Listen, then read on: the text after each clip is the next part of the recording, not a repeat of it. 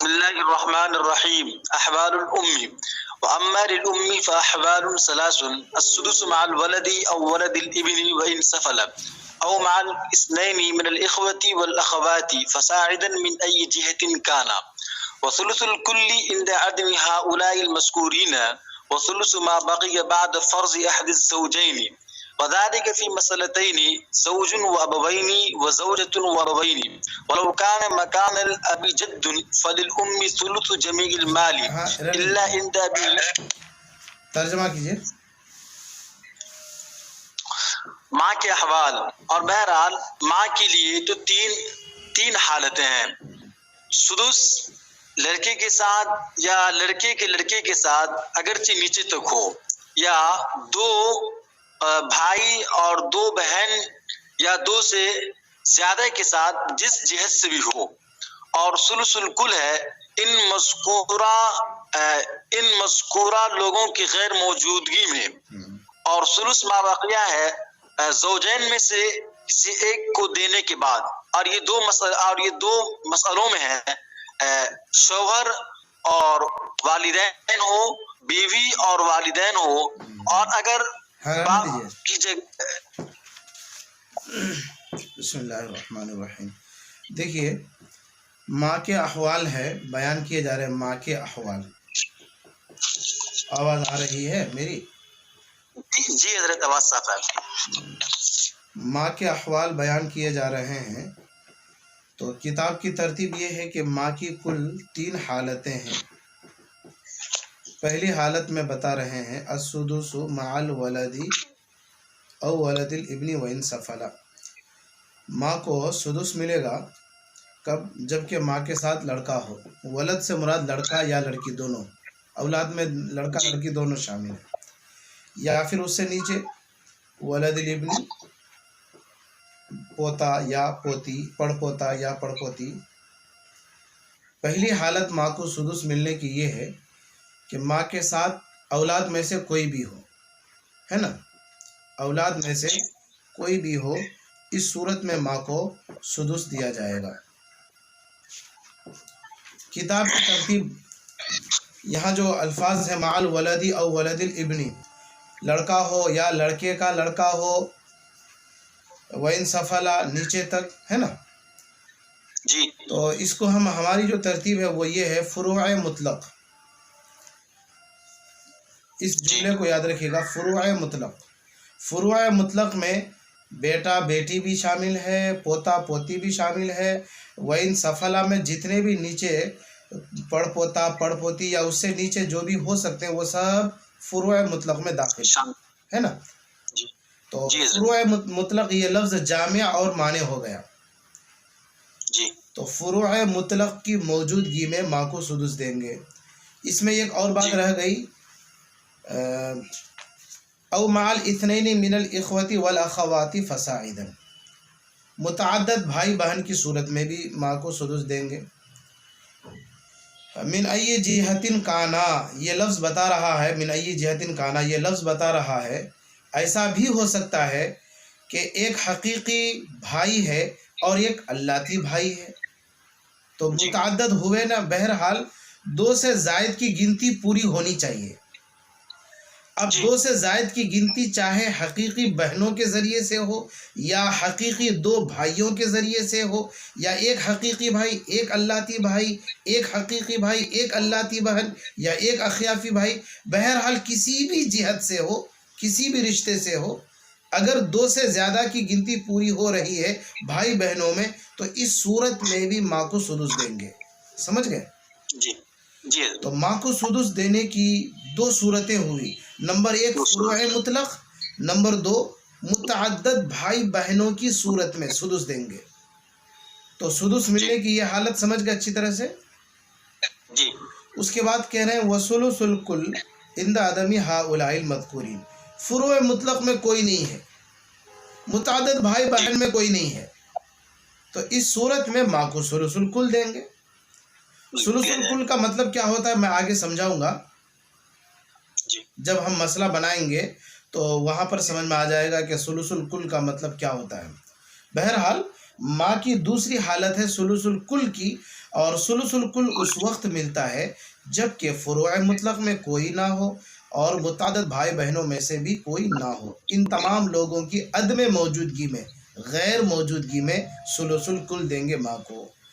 اچھا، ثلث ما بقیہ کب دیں گے؟ تو کہہ رہے ہیں بعد فرض احد الزوجین، میاں بیوی کا جو حصہ ہے وہ حصہ دینے کے بعد بچے ہوئے مال میں سے 1/3 دیں گے۔ اس کو کہتے ہیں ثلث ما بقیہ یا پھر ثلث الباقی۔ ثلث الکل اسی کے وزن پر ثلث الباقی، باقی کا ثلث، کل کا ثلث۔ تو یہ کتاب کی ترتیب پر گویا کہ مطلب ہوا۔ ہماری جو اپنی ترتیب ہے وہ اس کو آپ اچھی طرح سے ذہن نشی کر لیجئے گا۔ دیکھیں، ماں کی کل 3 حالتیں ہیں اور تینوں حالت مال لینے کی ہے۔ آپ نے محسوس کیا ہوگا ابھی کہ کیا یہاں پر ماں کی حالتوں میں کوئی ایسی حالت ہے جہاں ماں محروم ہو رہی ہو؟ ایسی حالت نہیں۔ تو پتہ چلا کہ تینوں حالتوں میں ماں کو کچھ نہ کچھ تو ملے گا، سدس ملے گا، ثلث الکل ملے گا یا ثلث الباقی ملے گا، بہرحال ملے گا، ماں محروم نہیں ہوگی، ہے نا؟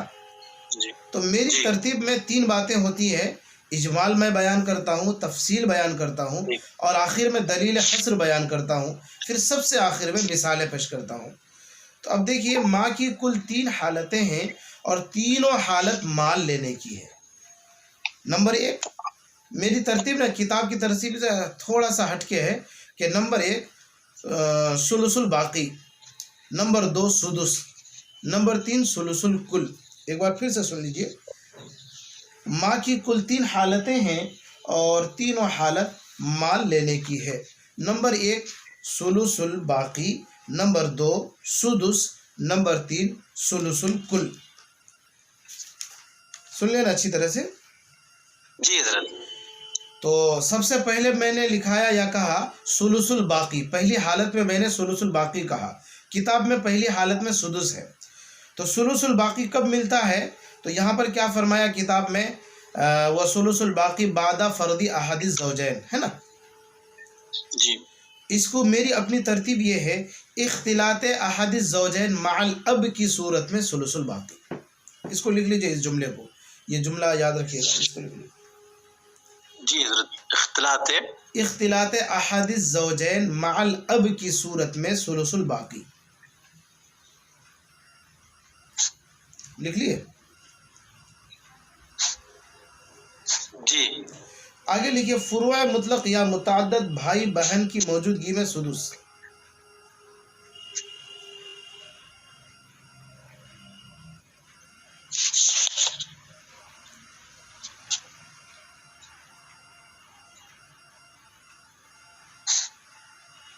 جی۔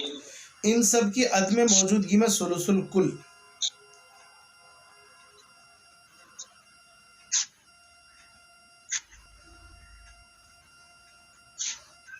جی۔ ایک بار دیکھ لیجئے پھر سے، ماں کی کل 3 حالتیں ہیں اور تینوں حالت مال لینے کی ہے۔ نمبر 1 ثلث الباقی، نمبر 2 سدس، نمبر 3 ثلث الکل۔ تفصیل دیکھیے، اختلاط احد الزوجین مع الاب کی صورت میں ثلث الباقی، فروع مطلق کی موجودگی میں یا متعدد بھائی بہن کی صورت میں سدس، اور ان سب کی عدم موجودگی میں ثلث الکل۔ ٹھیک ہے؟ جی۔ دلیل حصر، اس کو اچھی طرح سے سن کر کے ذہن نشی کر لیجئے۔ دلیل حصر، مرنے والا مرا یا مرنے والی مری، اس نے تو ماں کو چھوڑا ہی ہوگا۔ اب دیکھنا یہ ہے کہ ماں کے ساتھ اختلاط احد الزوجین مع الاب ہے یا نہیں۔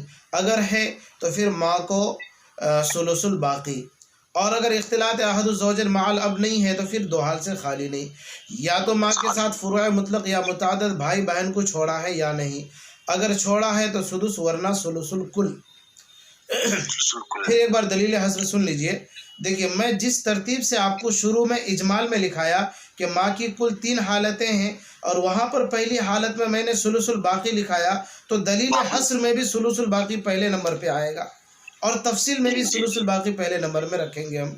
تو پھر ایک بار دیکھ لیجئے دلیل حسر، مرنے والا مرا یا مرنے والی مری، اس نے تو ماں کو چھوڑا ہی ہوگا۔ اب دیکھنا یہ ہے کہ ماں کے ساتھ اختلاط احد الزوجین مع الاب ہے یا نہیں، اگر ہے تو پھر ثلث الباقی، اور اگر نہیں ہے تو پھر دو حال سے خالی نہیں، یا تو ماں کے ساتھ فروع مطلق یا متعدد بھائی بہن کو چھوڑا ہے یا نہیں، اگر چھوڑا ہے تو سدس ورنہ ثلث الکل۔ ٹھیک ہے، اب ایک بار پھر سے شروع سے دیکھ لیجئے ماں کی اجمال، ماں کی کل 3 حالتیں ہیں اور تینوں حالت مال لینے کی ہے۔ نمبر 1 ثلث الباقی، نمبر 2 سدس، نمبر 3 ثلث الکل۔ تفصیل: اختلاط احد الزوجین مع الاب کی صورت میں ثلث الباقی، فروع مطلق یا متعدد بھائی بہن کی موجودگی میں سدس، اور ان سب کی عدم موجودگی میں ثلث الکل۔ دلیل حصر: مرنے والا مرا یا مرنے والی مری، اس نے تو ماں کو چھوڑا ہی ہوگا۔ اب دیکھنا یہ ہے کہ ماں کے ساتھ اختلاط احد الزوجین مع الاب ہے یا نہیں، اگر ہے تو ثلث الباقی، اور اگر نہیں ہے تو پھر دو حال سے خالی نہیں، یا تو فروع مطلق یا متعدد بھائی بہن کو چھوڑا ہے یا نہیں، اگر چھوڑا ہے تو سدس ورنہ ثلث الکل۔ تو یہ میری اپنی ترتیب پر ماں کی تینوں حالتیں آپ کے سامنے آئی ہیں۔ اب اس پر ایک بار آپ مثال دیکھ لیجئے، یہ آپ کو کچھ دکھ رہا ہے کیا؟ جی صاحب، بالکل صاف دکھ رہا ہے نا؟ جی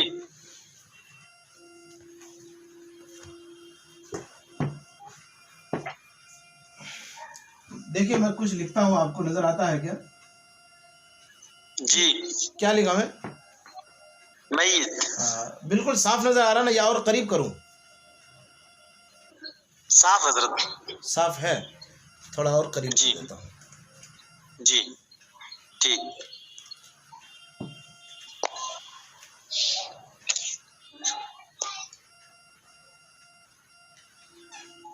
دکھ رہا نا؟ جی دیکھیے پہلے میں نے آپ کو لکھایا ثلث الباقی، جی تو اب آپ تفصیل میں مجھے بتائیے کہ ثلث الباقی کب ملتا ہے؟ ثلث الباقی اختلاط احد الزوجین مع اب کی صورت میں۔ اب یہاں پر دیکھ لیجیے، آپ میں ایک مسئلہ ہوا، اختلاط احد الزوجین، بیوی، باپ، ادھر ماں ہے نا، میت کا نام زید، دکھ رہا ہے آپ کو صاف؟ جی بیوی کو کیا ملے گا؟ بیوی کو ربو ملے گا۔ ہاں ربو ملے گا، اس لیے کہ کوئی اولاد نہیں ہے، اولاد کی عدم موجودگی میں ربو دیتے ہیں، میں یہاں پر ربو لکھ دیتا ہوں، ہے نا۔ باپ کو کیا ہم دیں گے؟ اسبۂ محض۔ ہاں باپ کو اسبۂ محض، اس لیے کہ کوئی اولاد نہیں ہے، ٹھیک ہے، جی حضرت، یہ اسبۂ محض۔ اس کے بعد اب دیکھیے ماں کے احوال میں نے آپ کو بتایا اختلاط احد الزوجین مع الاب، دیکھیے زوجین میں سے ایک بیوی یہاں پر موجود ہے، یہ ہے نا، مع الاب، زوجین میں سے کسی ایک کا باپ کے ساتھ اختلاط ہونا چاہیے، اس صورت میں ماں کو ثلث الباقی ملتا ہے نا۔ ثلث الباقی ملے گا۔ چلیے میں یہاں پر ثلث الباقی لکھ دیتا ہوں، ٹھیک ہے، ثلث الباقی آپ کو دکھ رہا نا صاف؟ جی اچھا دیکھیے ماں کو، بیوی کو ہم نے ربو دیا، باپ اسبۂ محض، ماں ثلث الباقی۔ ماں کو ثلث الباقی اس لیے دیا ہے کہ یہاں پر زوجین میں سے کسی ایک کا باپ کے ساتھ اختلاط ہوا ہے، اس لیے ماں کو ثلث الباقی دیا ہے، ٹھیک ہے نا، بالکل واضح ہے، کلیئر؟ جی اس کے بعد کتاب میں ایک اور عبارت آئی تھی کہ وَذَلِكَ فِي مَسْأَلَتَيْنِ، جی کہ ثلث الباقی 2 مسئلوں میں دیا جاتا ہے۔ ایک بار آپ کتاب کی عبارت دیکھیے، وَذَلِكَ فِي مَسْأَلَتَيْنِ، یہ عبارت ہے کتاب میں، جی جی جی ہے نا۔ تو جی آپ ساتھ میں مثال بھی سمجھتے جائیے، اور اسی طرح وَذَلِكَ فِي مَسْأَلَتَيْنِ کو بھی ذہن میں رکھیے کہ انہوں نے کہا کہ وَذَلِكَ فِي مَسْأَلَتَيْنِ، ثلث الباقی صرف 2 ہی صورتوں میں ماں کو ملتا ہے، ان 2 صورتوں میں سے ایک صورت یہ، ٹھیک ہے۔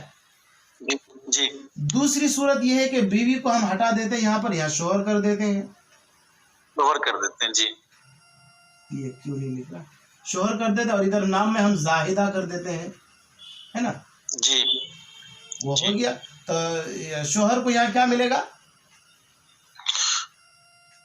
نصف ملے گا، ہے نا، شوہر ملے گا، نصف ملے گا، اولاد کی غیر موجودگی میں شوہر کو نصف ملتا ہے، ملے۔ جی تو ماں کو ثلث الباقی وہی ملے گا، یہ مطلب ہوا دو صورتوں میں، دو مسئلوں میں. تو پہلا مسئلہ ہے کہ زوجین میں سے کسی ایک کا باپ کے ساتھ اختلاط ہونا چاہیے.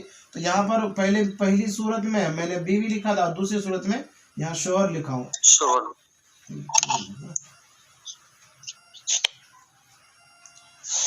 تو یہ تو پہلی صورت ہوئی، ٹھیک ہے. دوسری مثال میں کیا لکھایا؟ سدس. سدس. جی ہاں، یہ میں مسئلہ بناتا ہوں. دیکھیے، بیٹا ماں ہے نا، یہ میت کا نام زید. بیٹا کو ہم کیا کریں گے؟ اسبا. یہ اسبا بالنفس ہے. جی. ماں کو دیں گے سدس، اس لیے کہ فروع مطلق وہاں موجود ہے. جی. تو دوسری حالت کی یہ مثال آپ کے سامنے آئی. یہیں پر اس بات کو بھی سمجھ لیجئے، بیٹا کی جگہ اگر ہم پوتا لکھیں گے تو بھی ماں کو سدس ملے گا.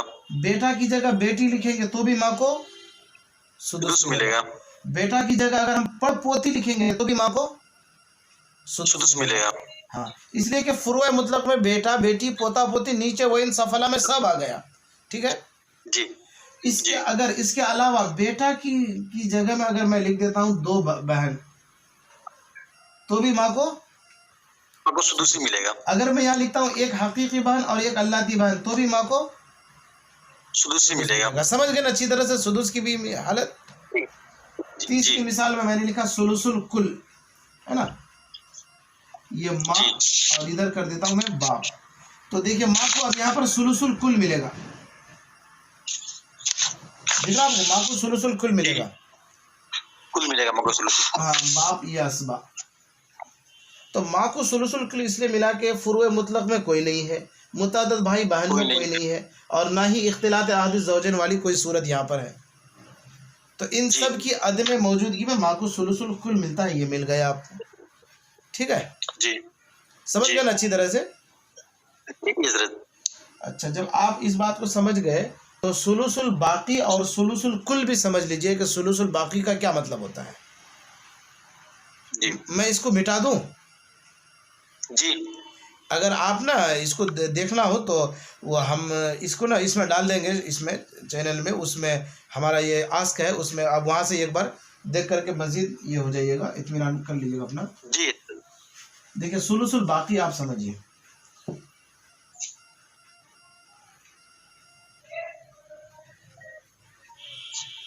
ثلث الباقی کی مثال میں لکھتا ہوں ادھر،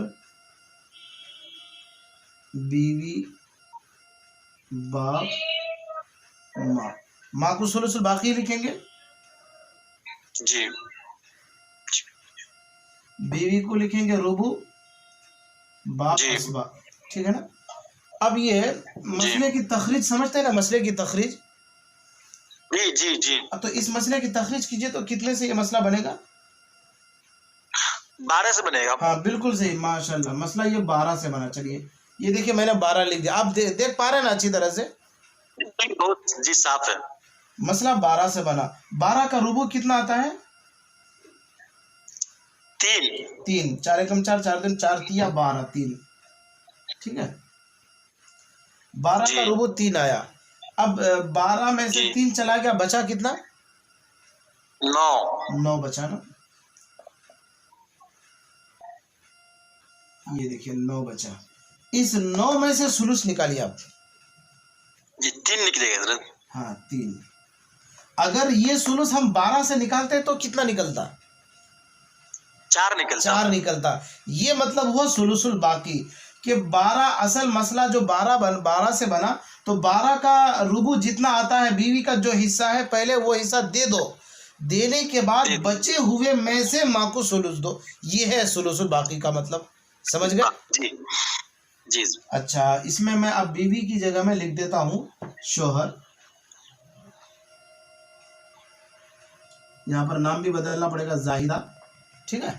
اب شوہر کو کیا ملے گا حصہ؟ نصف ملے گا. شوہر نصف ملے گا. چلیے میں نصف لکھ دیا. اب مسئلہ کتنے سے بنے گا یہاں پر؟ 6 سے. مسئلہ بالکل ٹھیک بتایا آپ. مسئلہ 6 سے بنے گا. 6 کا نصف کتنا آتا ہے؟ 3. یہ ہم نے 3 دے دیا شوہر کو، اب بچا کتنا؟ جی 3 باقی ہے اب 3 باقی ہے۔ اب اس بچے ہوئے 3 میں سے ماں کو ثلث دینا، کتنا دیں گے؟ 1 نکلے گا۔ 1 نکلے گا۔ یہ دیکھیے اگر ہم یہ ثلث 6 سے نکالتے تو کتنا نکلتا یہاں پر؟ 2 نکلتا۔ تو یہ ہوا مطلب کہ 6 سے اصل مسئلہ ہے، تو اصل مسئلہ سے شوہر کا جو حصہ ہے آدھا وہ دے دو، اب بچے ہوئے میں سے ماں کو ثلث دو، یہ مطلب ہوا ثلث الباقی کا۔ سمجھ گئے نا اچھی طرح سے؟ جب آپ یہ سمجھ گئے تو ثلث الکل بھی سمجھ لیجئے۔ ایک نیا مسئلہ بنا دیتا ہوں میں ادھر، باپ ماں زید، باپ کو اسبہ، ٹھیک ہے، اور ماں کو ثلث الکل، ٹھیک ہے نا، ماں کو ثلث الکل ملے گا نا یہاں پر، اس لیے کہ فروع مطلق میں کوئی نہیں ہے، متعدد بھائی بہن کوئی نہیں ہے، تو ثلث الکل۔ اب یہ مسئلہ کتنے سے بنے گا، اس کی تخریج کیجئے تو 3 سے حضرت۔ مسئلہ 3 سے بنا۔ 3 کا ثلث الکل کتنا آئے گا؟ 1 آئے گا۔ یہ آیا، بچا 2 اسبا لے لے گا یہ۔ تو دیکھیں یہ کل کا ہم نے ثلث نکالا ہے، ایسا نہیں کہ کسی سے چھاٹ اٹھ کے، ایسا کچھ بھی نہیں، بلکہ اصل مسئلہ جتنا ہے اسی سے ثلث نکالنا ہے، یہ مطلب ہے ثلث الکل کا۔ اور نیچے والے مسئلے میں ہم نے کیا کیا تھا کہ بیوی کا جو حصہ بنتا ہے پہلے وہ دے دو، اب بچے ہوئے میں سے ثلث نکالو، یا شوہر کا جو حصہ بنتا ہے وہ دے دو، اب بچے ہوئے میں سے ثلث نکالو، یہ معنی ہوا ثلث الباقی، اور ثلث الکل کا معنی یہ ہوا۔ جی تو آپ یہ ثلث الکل ثلث الباقی دونوں سمجھ گئے، اور وذالک فی مسئلتین بھی آپ سمجھ گئے کہ وہ 2 ہی ثلث الباقی کا۔ تو آج یہیں پر رہنے دیتے ہیں کیا؟ جی آپ بنا لیجئے گا، اور کاپی میں بار بار جتنا زیادہ تمرین آپ کریں گے اتنا زیادہ آپ کو فائدہ ہوگا۔ جی حضرت ٹھیک ہے، پھر ٹھیک ہے، شکریہ آپ کا، اللہ پوچھ رہا ہے خیر۔ السلام علیکم۔ وعلیکم السلام۔